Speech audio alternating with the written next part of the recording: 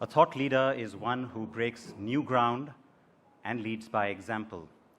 Ladies and gentlemen, we now move on to another one of our special individual award categories this evening, the Business Thought Leader. We honor tonight someone who has helped transform India's rural landscape, someone who has achieved value creation by thinking way outside the box, someone who has the gift of tremendous insight and business acumen, and has used these strengths to emerge as a true business thought leader. Her successful and precise strategy, I should say, have rapidly seen growth at her company.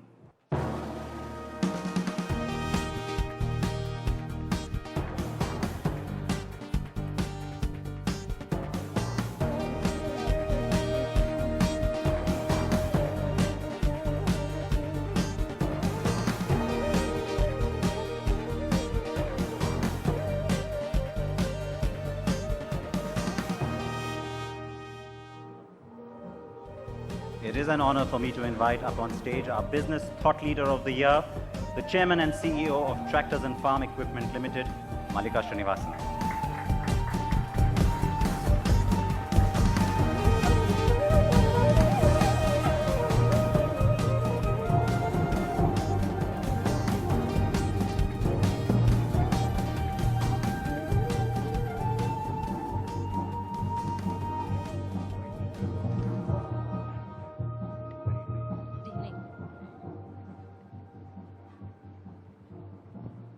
Well, first up, many congratulations, Mallika. I have to ask you, in fact, I want to quote you, so let me get this right. You've said business has a larger purpose, business can operate well only in the social context of educated and healthy people.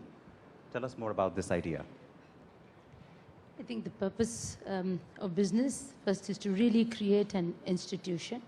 Of course, it has to be a very profitable business, and reinvest not just back in the business, but in the society that helped us to build this institution for the betterment of society and the country at large. Over the past several months, we've seen a specific initiative from you that has grabbed a lot of attention. This is the training of women farmers, giving them farming management training, and also trying to learn. Of course, this is something consistently that we've seen at TAFE, learning from the farmer community in terms of delivering solutions that really matter to them, that make sense to them. Where do you see both these ideas going in the future for you? Two different questions there. I think let me take the second part of it first. I think the farming community, if we've seen success, it's because largely driven by the products we've been able to produce. And those products have had some very significant inputs and insights from our farming community. And I, on behalf of TAFE, would really like to thank the farming community, consumers who worked very closely with the company in developing these products. Second part of it is the women's. I think it goes beyond training women farmers. We, within the company, do believe that women constitute a very important part of the talent pool of our country. And if we want to make an internationally excellent company that one can benchmark, I don't think we can afford to ignore 50% of the potential talent pool. So we are trying, as this is much a part of our CSR responsibility, but we're also trying a much larger initiative with respect to providing an environment for women that will encourage them to contribute more substantially. And we've recently launched an initiative called TWIN, which is the TAFE Women's Initiative Network, to see if we can look at this as a talent pool for the company. And the larger point of mechanization, again, something that you've spoken about, which conventional wisdom says that in India, you won't see such rapid mechanization, but you're gearing up for that new revolution, in fact, predicting it to be a $1 billion industry soon. Yes, I think India is already showing the signs of going to the next stage of mechanization. Our productivity levels in agriculture are quite low compared to industry benchmarks worldwide, and labor rates are rising. I think Narega has actually helped our industry. So if you look at that, the face of mechanization is changing, lots of new opportunities emerging, and we do believe that we can contribute by coming up with what I would like to term as relevant technology. India is a country of small farms, And if we need to be able to offer benefits out of mechanization, it's got to be innovative solutions. Solutions got to be innovative for the small farmer. And I think that's what we'll aim to do to play a role in enhancing productivity of agriculture.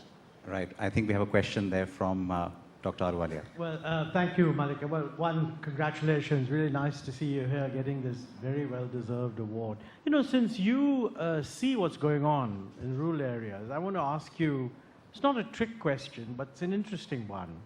What do you think is the most positive thing happening in rural areas, and what's the most negative from your perspective? I think the most positive thing, despite all the criticism that NREGA has received, is the enhancement in purchasing power in rural India. And I think people are beginning to use it well. They're investing in the land, they're investing in mechanization, they're investing in technology. I think that's a very positive sign. The negative side of it is, I think, with all the doles and the subsidies that we are seeing, the question that comes to mind is, are we really changing the attitude of people towards work? Are we promoting the wrong attitude in terms of working?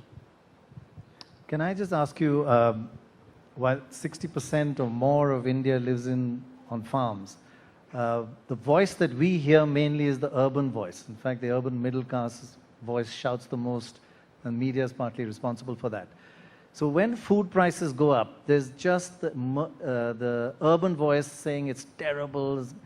But I've talked to many farmers who've said that after years where the terms of trade went against them, finally with food prices going up, their product is getting the revenue they deserve. Their farmlands have gone up, doubled or trebled in prices. They're much wealthier. You don't hear that voice much. But the farmer is not that unhappy with food prices going up, right? No. No, not really. Not really, and I think it has benefited them, and it has improved their operating income, and which we do see being invested back in the land. And it's a good thing. And perhaps what we could add to improve that on a more sustainable basis is to really to encourage that investment to be in eco-friendly farming, so that that's far more sustainable in the future. Would you have a question for Dr. Ahluwalia? Yes, he's talking about agriculture. We've seen the agricultural growth rate dip sharply last year. We've also seen a lot of measures in the budget that aim to promote agriculture and the rural sector.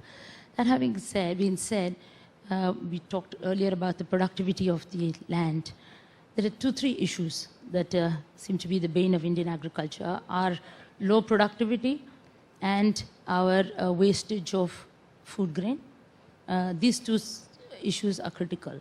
And what do you think we should be doing to correct both of these in a much more holistic way? Well, I mean, it's a good question, and there's no disagreement with you on the issue of land productivity.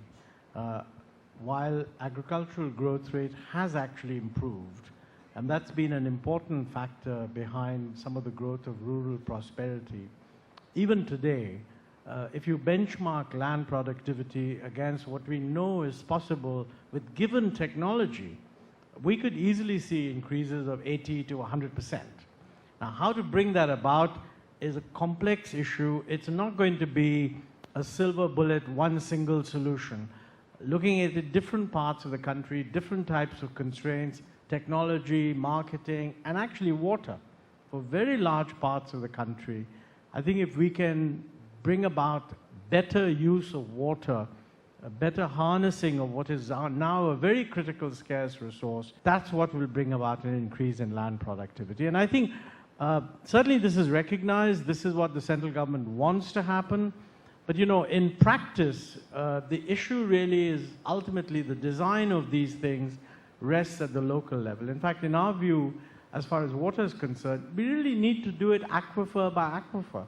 And at the moment, we don't actually have enough information on what is the amount of actual water that's available and what's a sustainable use of water in each basin, micro basin, because the crops we grow should be tailored to what amount of water there is.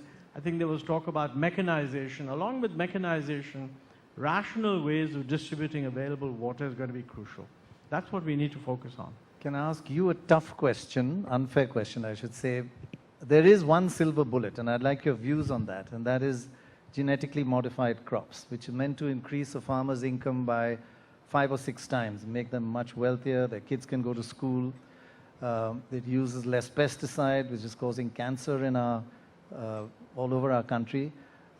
So many positives, but a lot of people are still terrified of it, even though there may be 3 trillion meals with genetically modified food that have been eaten around the world.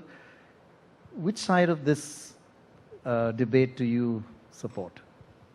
It's really a tough question, but I'd like to say that there are 2 parameters to me that seem paramount in terms of deciding whether to go for it or not.